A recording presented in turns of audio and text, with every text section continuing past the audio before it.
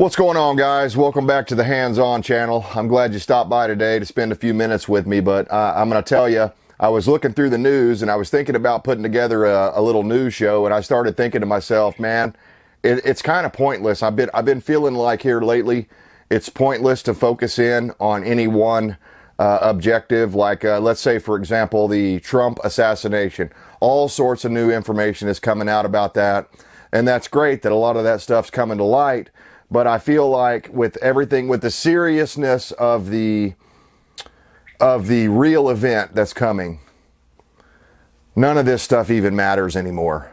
We're at that point, guys. That's why I haven't been making as much news content or anything like that. It's one of the reasons. The other reason is I'm shadow banned, and it doesn't do any good to put that kind of content out on my channel because it doesn't get viewed. So I've kind of backed off of that stuff, but I wanted to talk to you today about something that I think is the most critical thing, or the most critical possibility of a real collapse, SHTF, WROL situation. And that is, it's a combination of World War III and a civil war going on here in the United States of America. And I came to this conclusion, oddly enough, yesterday when I was having a discussion, a phone conversation with someone that's in my family, that's the only liberal that I can actually talk with. And I'll just tell you, I was saying some different things. I was like, look, man, you know, because basically what started it, I was trying to stay out of the politics altogether because I know how this person is. And basically, he started saying, like, Orange Man bad, you know, this, that, and the other. And hey, look at all the stuff Trump did. Are you really going to vote for a convicted felon? On and on and on. All this, it was basically the way I took it in was, it was just like I flipped over to an MSM channel and left it on and just listened to their garbage. And I'm like, no, man. I was like, hey, in fact, let's talk about this one point that, you know, I want you to explain this to me. And he stopped filibustering long enough for me to get this one point in, because that's what a lot of these people like to do, is when they start going on a rant, they won't ever stop and let you get a word in to argue the points that they're making. And then they'll say 5 or 6 different things, and you can't possibly argue with all those things in the brief little span that you have to argue back. So that's what I've learned about speaking with a lot of different liberals over the years, is that when something disrupts their cognitive dissonance, or their, you know, whatever they think reality is, they'll either run away, hang up on you, get mad, loud, and belligerent, or and double down on whatever it is they believe. What my conclusion was with yesterday's conversation was that liberals in general are beyond reach. They're beyond reason. They're beyond logic. They cannot have a cordial, civil discussion based upon truth and facts without inserting a whole bunch of stuff that's untrue. I don't think he brought up Charlottesville this time, but in the past he's brought up Charlottesville, the lie about that, you know, about Nazis and all this being good people and all this that supposedly Trump said. Even the liberal media source Snopes has finally had to come out and say that that's not true. But this person won't listen to that. They won't listen to reason. They think everything that the media originally said, that's all that matters. And then when I come back and I bust them on something, and I say, hey, you know, that's been disproven, then they'll suddenly be like, oh, well, I haven't been paying attention to the news here lately. I don't watch the news. I don't listen to the news anymore. It's just a bunch of garbage. I don't listen to it, blah, blah, blah. And so, again, it's impossible to have a cordial discussion with someone like that. And I tried to stay as cordial as I could, as long as I could. And I even asked them, I said, hey, man, don't make me defend Trump. You're saying all these things that are not true, and it's triggering something in my mind that wants to fill you in on the truth, but you're not going to listen to the truth, no matter how black and white and in your face it is. And anyway, one of the best points I thought I made was, I was like, hey, let me ask you a question.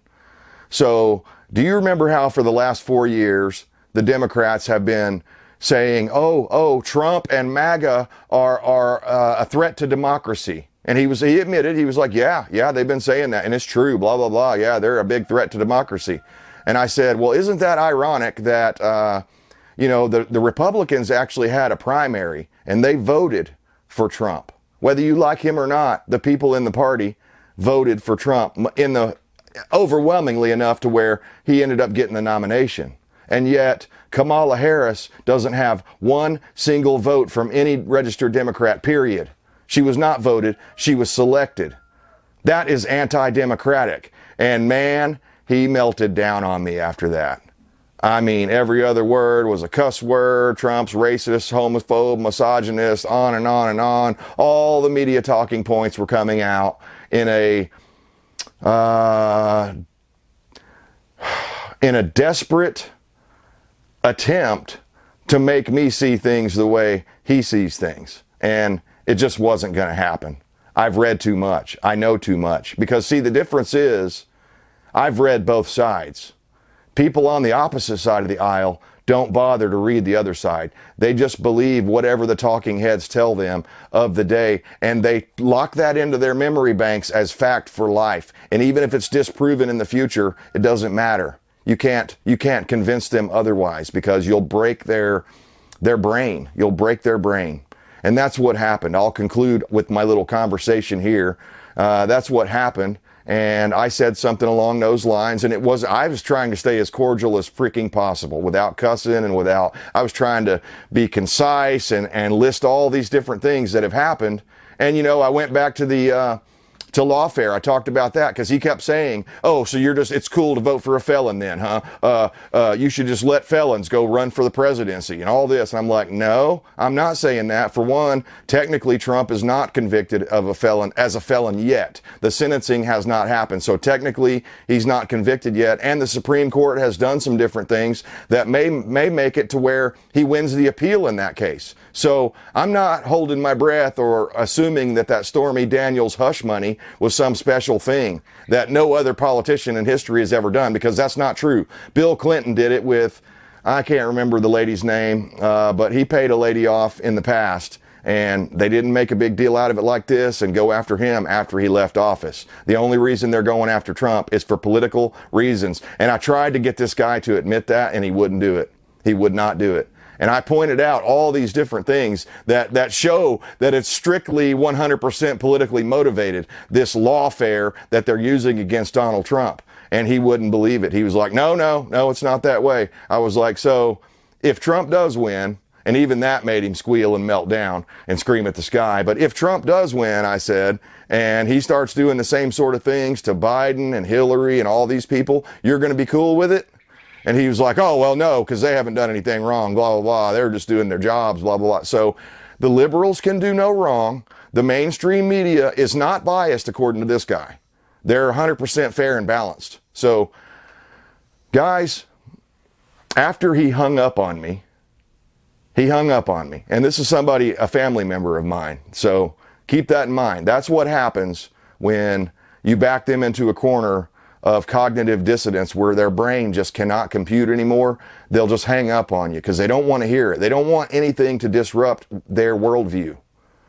And guys, I would hate myself if I was that type of person. If new information comes along next week that says, the conservatives are wrong and whatever, this other party is better, I'm gonna look at it anyway. I'm not gonna be afraid to look at it. These people are afraid to look at it.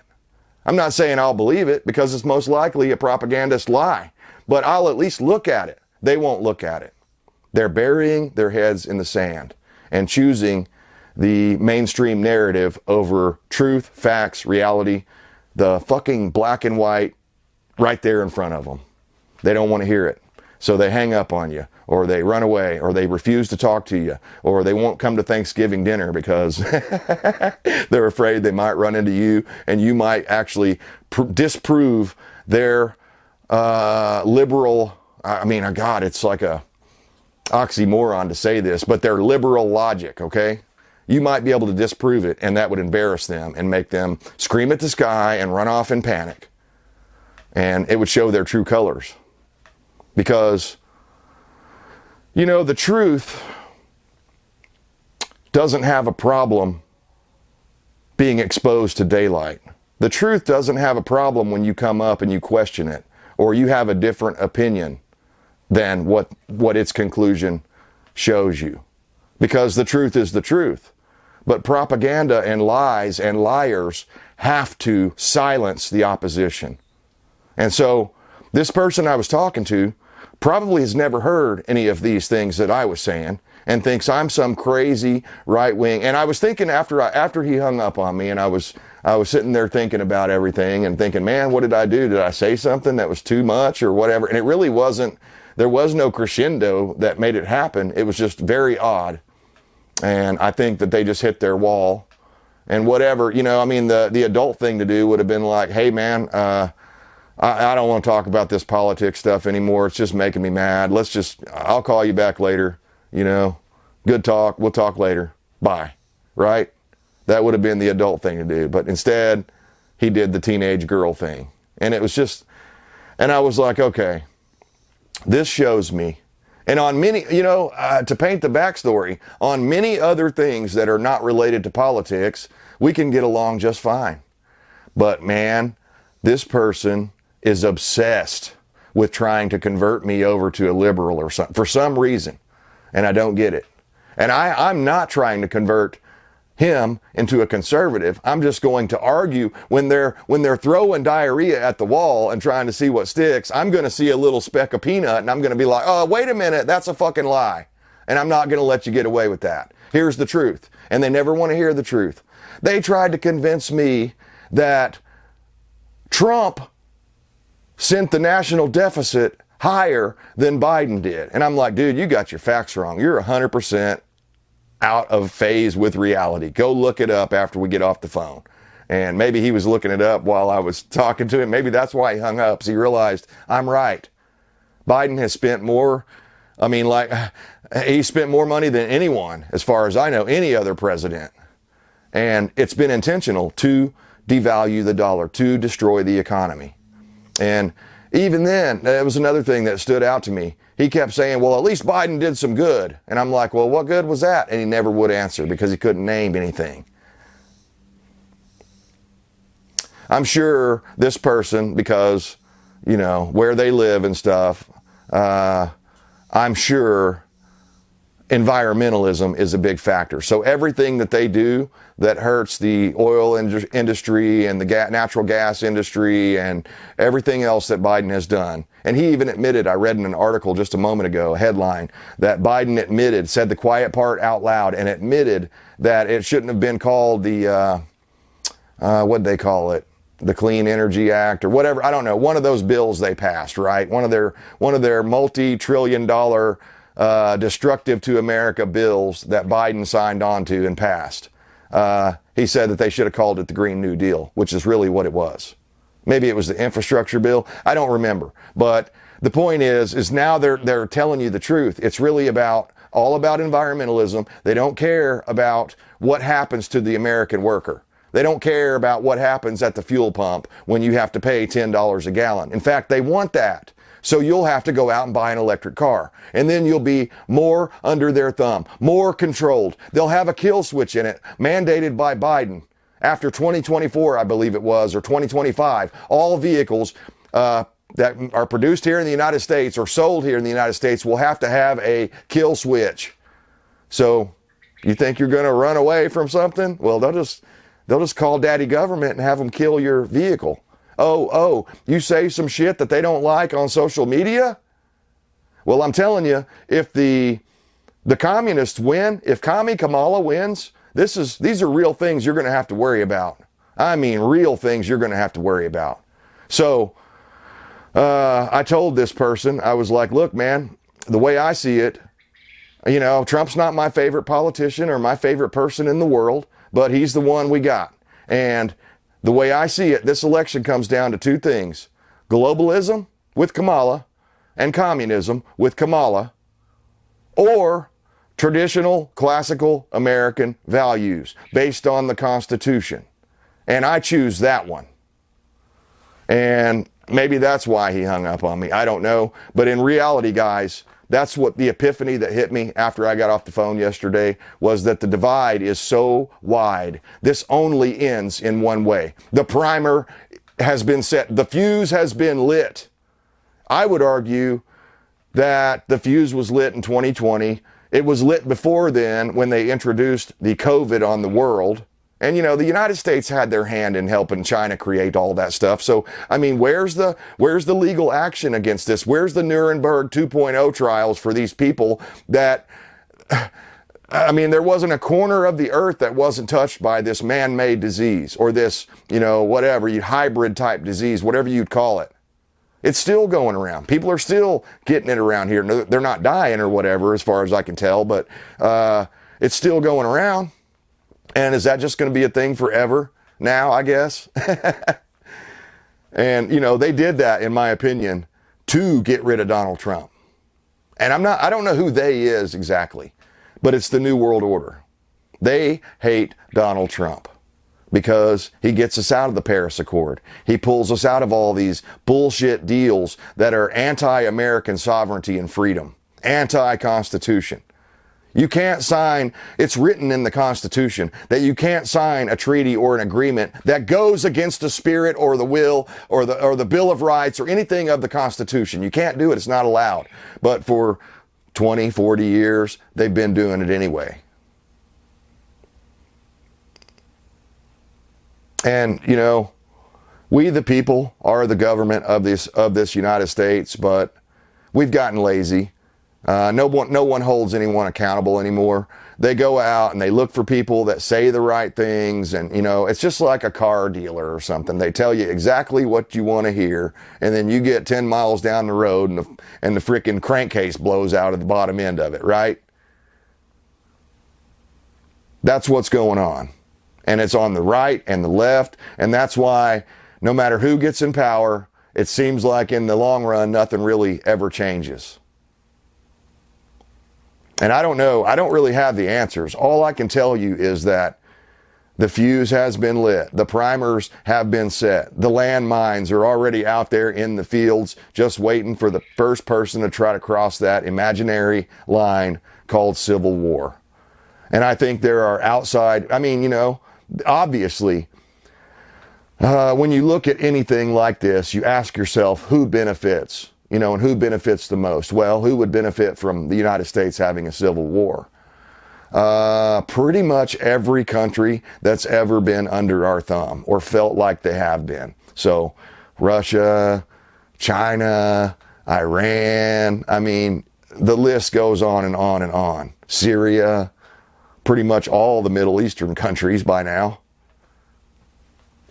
And what do? We go over there and we start color revolutions, and we promise them the moon and the stars, and we say, yeah, everything's going to be fine. We'll have your back if XYZ happens. And then XYZ happens, and we leave them high and dry, getting their asses blown away because they trusted the wrong people. Happens over and over and over and over and over with the United States. I can't believe there's even any country out there that's serious that would take one single thing that the United States says as truth. But there are. So, how do I see this going down? Well, I see an election, a contentious election coming up. I think there's going to be a lot of cheating. I've said that before. I mean, they did it in 2020. I believe that. You can believe what you want to believe or hate me because I believe that. Whatever. You can try to silence my voice because I believe that. And they did. They did a fine job of that, silencing people that had any questions about the outcome of the 2020 election right here on YouTube for like 2 years, man. For like 2 years. It's admitted now that Kamala and Biden have been asking Facebook, I guess, or requesting or demanding Facebook, you know, take down certain information, like the Hunter Biden laptop. That could have made the difference in the 2020 election right there. So without any other mail-in votes or any of the other fishy stuff, people covering up windows, water pipes bursting in the middle of the night that suddenly didn't burst, all that stuff, right, that happened. And then you remember the scale, Trump was winning, and then suddenly Biden comes out of nowhere in the middle of the night, and you wake up and it's going to be Biden. That whole fishy deal, right? The whole thing. And we're supposed to buy it and lap it up, hook, line, and sinker, and not ask any questions. Doesn't that seem weird? Again, like I said a while ago, the truth has no problem being exposed to questions. It can answer those questions. Propagandists have to hide behind all sorts of, firewalls that protect them from the questions. So back into what I see happening, a contentious election. It's going to be argued. It'll probably be close, guys. I can't believe I'm saying this, but there are so many Democrats out there that will vote just because they hate Trump. They'll vote for Kamala. They don't care about anything else except they hate Trump, and it can't be Trump. So I think it's going to be, Kamala's going to get a much higher turnout than she should because of the hatred and people unwilling to listen to reason. And again, we've already explained how the media has set the stage for all that to happen. So again, I'm bouncing all over the place, but who benefits? All these foreign countries. Well, who else benefits? Well, Klaus Schwab over there at the WEF and the globalists that run the New World Order called the United Nations. They're going to benefit the most because once the United States is broken, there's nothing stopping them from implementing their full-scale totalitarian takeover of all of the countries around the world, including the United States. They'll let us kill each other first, but then they'll come in and they'll sweep up and they'll say, look, all you, war refugees, there's not many of you left. Wouldn't you like to have a monthly universal income? Wouldn't you like to come live in our 15-minute city where instead of starving to death out here, we're going to feed you Z-bugs? You'll own nothing and you'll be happy. All of this hit me like a ton of bricks, a massive epiphany after I got off the phone with this liberal, after they hung up on me. And I was going, hello? Hello?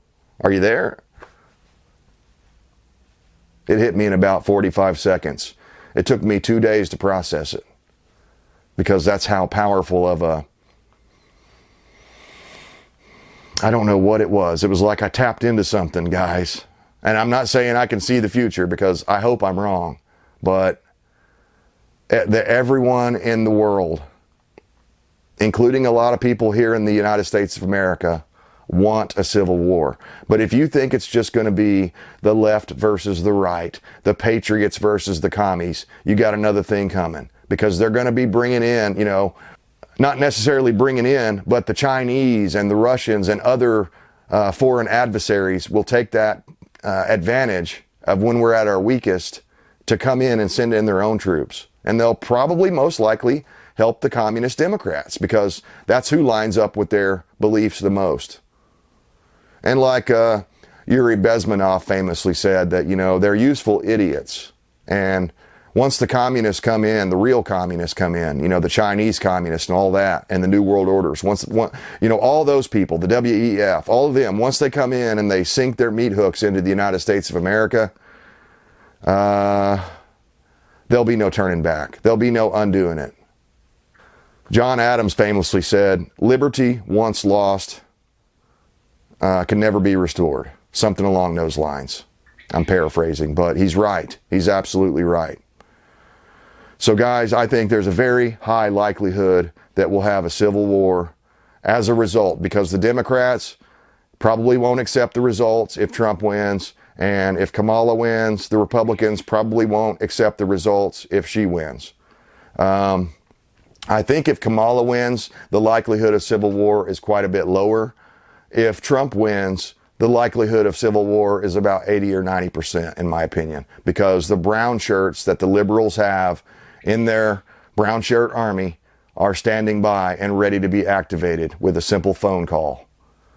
So, guys, I hate to be the bearer of bad news and tell you that I think civil war is coming, but that's what I'm preparing for now more than anything else. Of course, once civil war does come, the power is going to go out, the lights are going to go off, the internet's going to go off, you won't be able to get gas at the gas station, nothing. So you better have all your crap in a row right now because, again, there's just going to be a moment. Something's going to happen, and it's just going to, like a switch gets flipped. Something's going to happen. And then it's just going to be civil war. And Again, I can't imagine that our adversaries wouldn't take advantage of that. So if China wants Taiwan, they're going to take it right then. If Russia has been holding back on Ukraine, they're going to go full scale as soon as we're distracted with our own internal civil war. I think that's what a lot of them have been waiting for, and probably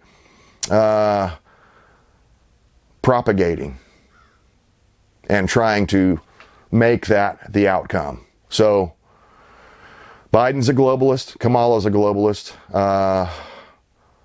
Trump, the globalists hate him. That tells me everything I need to know about who I'm going to vote for this time around. I'm going to vote for traditional American values and trying to restore America, and might I even say, make America great again, because it used to be great. I remember it. You can't take that away from me.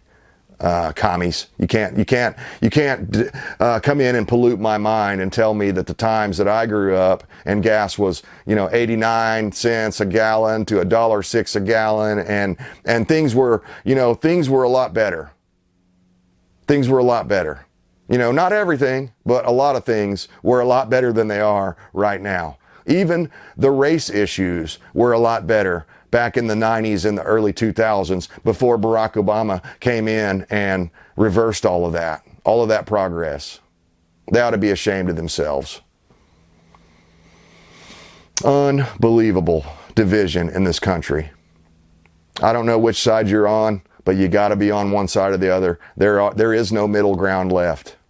I'm telling you, it's coming, man. I just feel it in my bones. Something big like that is coming. I'm not calling for it. I hope it doesn't happen, but prepare yourselves for what could be the ultimate battle for the future of America. And, I know it's said a lot, but this is, in my opinion, I've studied a lot of history, and in my opinion, this is the most important election of our lifetimes. So even a lot of you guys that have been soured on voting and you don't believe in it anymore, please, it's the last chance. If this doesn't work, there'll be no reason to even think about voting ever again, because the way I see it, if Trump loses, the country's over. Not instantly, but it's definitely going to continue on the decline that we've been on for the past 4 years. Appreciate you guys tuning in. As always, I stand for liberty to the bitter end. I hope you do too.